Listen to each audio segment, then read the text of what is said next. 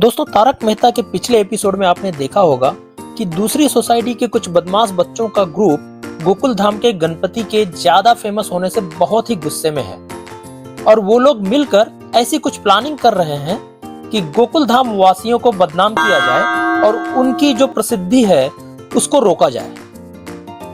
दोस्तों, कुछ लोग ऐसे होते हैं जो अपने जीतने से ज्यादा दूसरों की हार पर खुश होते हैं। ये जो लोग दिखाए गए हैं कुछ ऐसे ही हैं। इन्हें अपनी सोसाइटी की गणपति को फेमस करने की बजाय, अपनी गलतियों को सुधारने की बजाय गोकुल धाम के उत्सव को कैसे खराब करना है उस विचार में लगे हुए हैं। लेकिन दोस्तों, देखते हैं ना, जब खुद गणपति बप्पा गोकुल धाम के साथ हैं तो उनको कौन तकलीफ पहुंचा सकता है। अगले एपिसोड में आप काफी ट्विस्ट देखेंगे और बहुत ही मजा आएगा।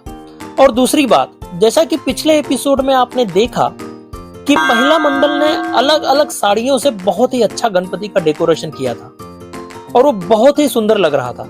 और हाँ दोस्तों, पिछले एपिसोड में आपने ये भी देखा होगा कि जो गेस्ट आए थे वो एक महान रेसलर अमन शेरावत थे जिन्होंने ओलंपिक में ब्रॉन्ज जीता था।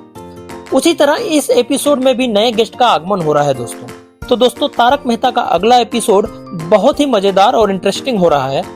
किस तरह उन बदमाश बच्चों को टप्पू सेना सबक सिखाएगी, वह देखने में बहुत ही मजा आएगा। दोस्तों, देखते रहिए अगला एपिसोड तारक मेहता का उल्टा चश्मा। और ये वीडियो अच्छा लगा हो तो मुझे जरूर लाइक कर दें दोस्तों, और हमें बहुत ही मोटिवेशन मिलता रहेगा। धन्यवाद।